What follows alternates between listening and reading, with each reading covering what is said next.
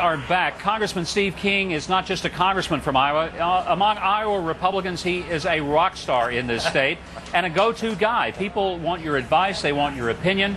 Every single candidate who comes here wants your endorsement. Have you endorsed anyone in this race so far? I've not done so. I'm holding back. I've said I'm going to get past Labor Day. We've got an event to do in South Carolina with Jim DeMint, but I want to weigh these candidates, and certainly this has impact today. Let's talk about the importance of the straw poll. You've been in Iowa your life. You've seen all the straw polls. Why should someone living outside of Iowa care what happens here today? Because the straw poll is linked to the First in the Nation caucus, and you know it better than anybody I know here, Mike. This is retail politics. This is the measure of a person's character, their authenticity, as well as the issues and the agenda and their stamina and all the things that embody a great president. And if we ever lose this First in the Nation caucus, then the person with the deepest of pockets would buy a media image, and we'd never be able to see every man or every woman elected president of the United States unless they had a lot of money. Also joining me is Chip Saltzman, who was a person I got to know pretty well 4 years ago. He was the campaign manager for my campaign, so I know him, he knows me. But we didn't win, Governor. We did not. We did win the caucus. Yes. We did win the caucus. But I want to talk about what Congressman just said about that this makes it so that it's not just about parachuting in, getting $35,000 worth of a plate of food and having a snap and moving on. Let's talk about how does a person win in Iowa? What are the mechanics? It's real simple. Work hard, meet the voters, get them to vote for you. And this is what makes Iowa so special. Congressman King is exactly right. Any candidate can come into Iowa, work hard, do 10 events a day, drive 2 hours, meet with 10 people, drive an hour, meet with 10 people, go to Pizza Ranch for lunch because you know there's going to be a few people there, and work it one voter at a time. And this is where it happens in the presidential campaign. You can't do this 6 months from now, but today you can go out and win one voter at a time and make a difference. And this is in Iowa. It's the only place in the country where it truly happens like that. And it really shows the not just organization, but the intensity of organization to the point that people are willing to come out and spend a day. You might, with a television ad, get someone fired up enough to go vote on voting day for a particular candidate.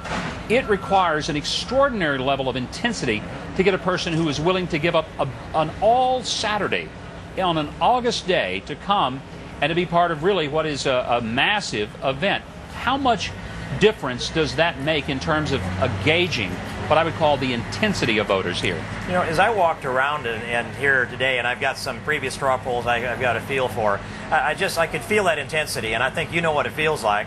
That there was a tremendous amount of intensity in Michelle Bachmann's tent, for example. There was good intensity in Ron Paul's activity that was going on. And if you measure it, there's a couple things that Tim Pawlenty's campaign was well organized. They put a lot of groundwork into this. They worked almost 2 years to get to this point. And all day long I've been asking, does that organizational effort that he put in place, does that offset the energy that Michelle Bachmann brought to this campaign? And in her case, I think she had 48 days working here in Iowa. It wasn't enough time to do all the things that Chip talked about.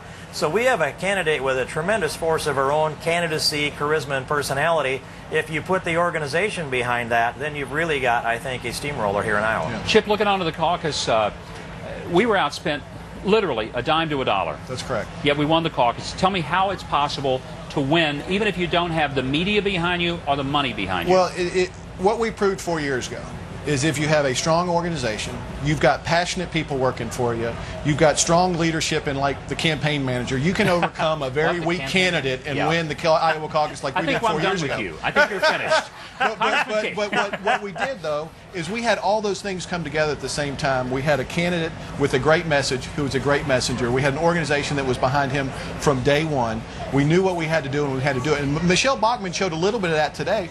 Lots of enthusiasm for her personally, lots of enthusiasm for her message, a good ground game, follow all those things together, and what happened? She put a W on the board today. She's now the only candidate that's run for president that's got to win. And so, you know, when Governor Perry comes in here tomorrow, he's got to put something on the scoreboard. Well, there's not a game for a couple more months. So he's got to dig in Iowa or South Carolina to do it. But Michelle Bachmann gets to go back tomorrow and say, I got a W.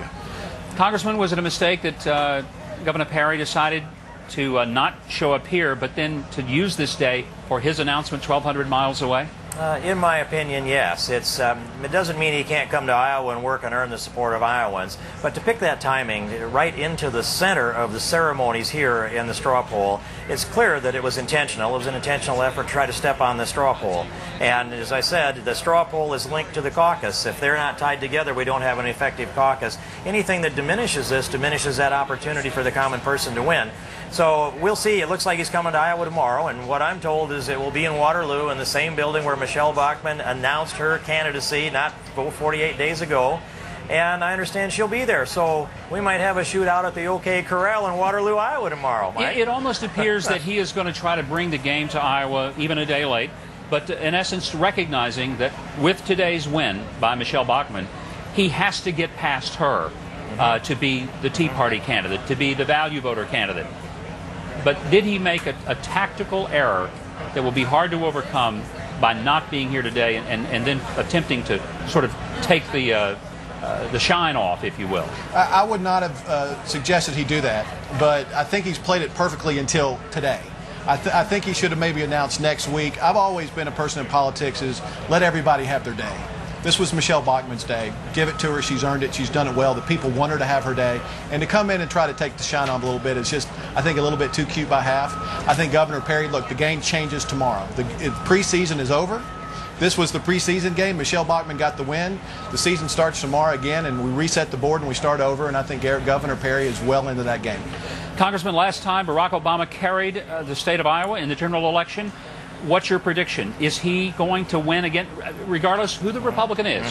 Has he got a shot at winning? I mean, this is a president that hasn't had a great record in Iowa. Barack Obama has he started his movement in Iowa, and some Iowans take that as a responsibility now to end his movement in Iowa. And I think given the economy on where it's going, the way things have happened with national defense, you're seeing all over this country, Iowa is a reflection of a lot of their balance of the rest of the country. Oh, yes, he has a shot. We're going to have to earn it. We worked very hard for George Bush to win here in his re-elect. We'll have to work very hard to beat Barack Obama in this state. But having a great candidate at the top of the ticket, this is going to make a big difference. I think that we can win this in Iowa. And I understand the destiny of this country is at stake. If we're ever going to balance the budget, if we're ever going to repeal Obamacare, one thing to know is that if he's reelected, Obamacare is the law of the land in perpetuity. And if he's defeated, we will repeal Obamacare in the first month of the presidency. I hope we will be able to do that. And Congressman, I thank you, Chip Salzman. Great to have both of you here. Thanks for your support of the